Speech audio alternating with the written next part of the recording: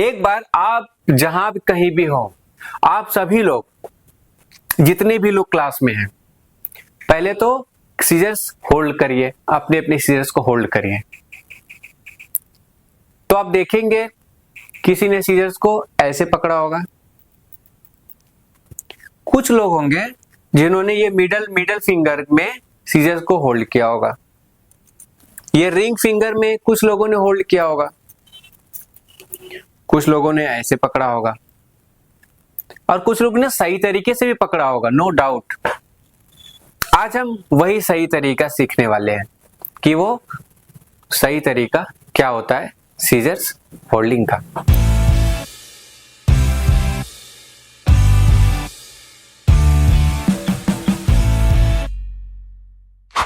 तो हमने सीजर्स के एक एक पार्ट्स के बारे में जान लिया है। अब हम देखेंगे सीजर्स को होल्ड कैसे करते हैं। तो ध्यान से देखिए, कैमरामैन आप थोड़ा जूम कर सकते हैं अगर करने की इच्छा है तो। हमने जान लिया है सीजर्स की एनाटॉमी के बारे में, जैसा कि हमने पहले देखा। मैं एक बार फिर से रिवाइज कर देता हूं सारी चीजों को, एक बार फिर से क्लियर हो जाइए। ये होता है टिप, यहां से लेकर यहां तक टिप। उसके बाद मैंने आपको बताया था एज। तो ये जो पार्ट है, जो धार वाला, जो शार्प वाला एरिया होता है, ये वाला और ये वाला, इसको भी हम लोग एज कहते हैं, इनसाइड एज। और ये जो बाहर की तरफ है, जहां पे शार्पनेस नहीं होती है, थोड़ा सा कर्व होता है, उस जगह को हम कहते हैं आउटसाइड एज। अब हम देखेंगे हॉलो ग्राउंड। अब जैसे ये जो ब्लेड है, ये पूरी जो ब्लेड है, ये दोनों, इसके बीच में ये वाला जो पार्ट है, ये वाला जो पार्ट है, इसके अंदर एक होलो टाइप का होता है, ऐसे अंदर की तरफ कर्व होता है, ऐसे कर्व होता है, तो वो होता है होलो ग्राउंड। जब आप सीजर्स को क्लोज भी करेंगे तो यहां पर आप देखेंगे कि यहां पे एक बारीक सा छेद दिखेगा, बारीक सी दरार दिखेगी, उस पार्ट को हम लोग होलो ग्राउंड कहते हैं। आगे हम देखेंगे टेंशन स्क्रू। तो जो ये वाला पार्ट है, ये जो स्क्रू है, जहां से सीजर्स की हम लोग टेंशन को कंट्रोल कर सकते हैं, सीजर्स का जो टाइटनेस है उसको कंट्रोल कर सकते हैं, इसे हम कहेंगे टेंशन स्क्रू या फिर नोब। अब इसके बाद हम जानेंगे पिवोट या फिर पिवोटिंग पॉइंट के बारे में। तो ये जो ब्लेड है और ये जो ब्लेड है, ये ब्लेड जहां पर आके इंटरसेक्ट हो रही है, उस प्लेस को हम लोग कहते हैं पिवोट, यानी कि पिवोटिंग पॉइंट। अब हम लोग देखेंगे pivot right and balance face के बारे में। तो ये जो पोर्शन आप देख रहे हैं, ये जो स्क्रू के पीछे का जो पार्ट है, उसको हम कहेंगे पिवोट राइट या फिर बैलेंस फेस। अब हम लोग देखेंगे, शायद ये टॉपिक छूट गया पहले, हैंडल शैंक के बारे में। तो ये जो जगह है जहां पर आप अपनी दोनों ये वाली फिंगर्स को जहां पर प्लेस करेंगे, जब आप सीजर्स को होल्ड करेंगे तो हैंडल शैंक पे ही अपनी जो दोनों उंगलियां हैं उनको रखेंगे।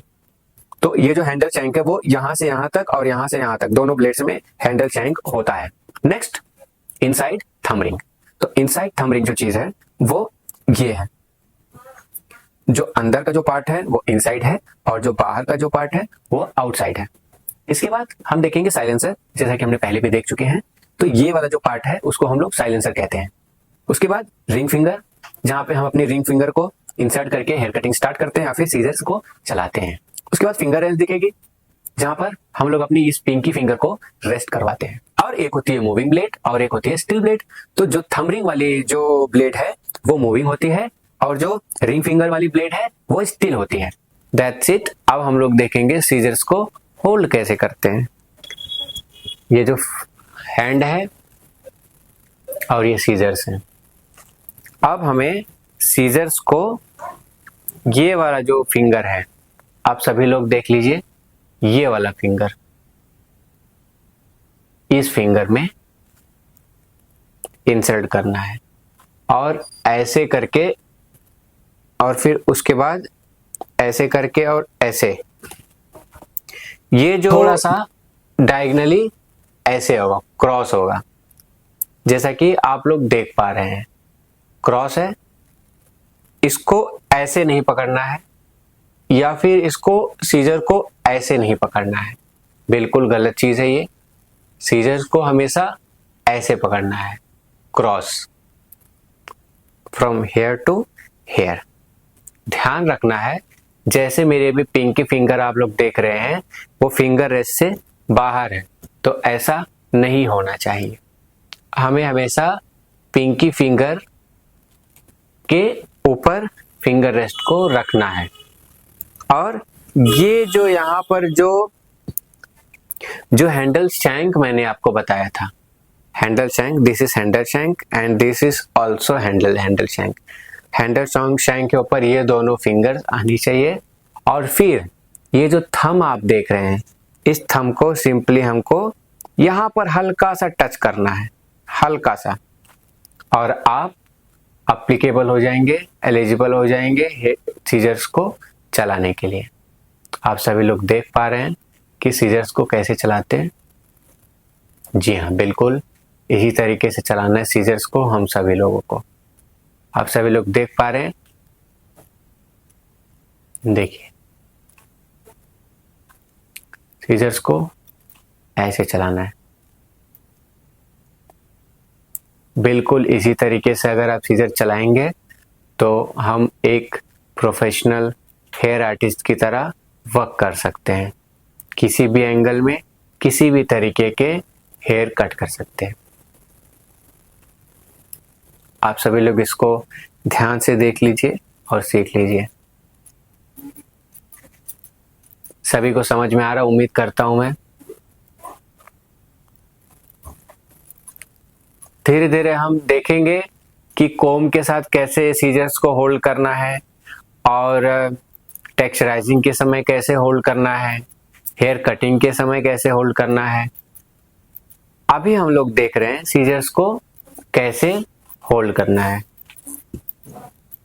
एक बार फिर से हम देखेंगे, ये सीजर्स हैं, हमें सीजर्स को सिंपली लेना है और ये फिंगर और उसके बाद ऐसे करके होल्ड करना है। और ये जो थंब है इसको पूरा इंसर्ट नहीं करना है कभी भी।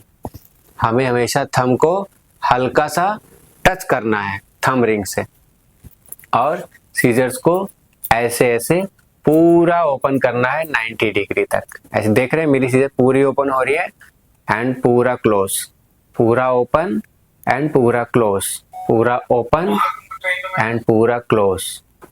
देख रहे हैं आप सब। तो हमें ऐसे सीजर को होल्ड करना है और ऐसे सीजर्स को रन करना है। तो हमने काफी अच्छी तरीके से देख लिया है कि सीजर्स को होल्ड कैसे करते हैं। अब हम देखेंगे कि सीजर्स को मैं कैसे चलाता हूं। आइए देखते हैं। आप सभी लोग अपने अपने सीजर्स को अपने अपने हाथ में ले लीजिए और होल्ड कर लीजिए, जैसा कि अभी हमने सीखा। तो सिंपली हमें करना क्या है, ये हमारे हाथ है, ये हमारे सीजर्स हैं। हमको सीजर्स को सिंपली जैसा हमने बताया वैसे इंसर्ट कर देना है फिंगर्स में।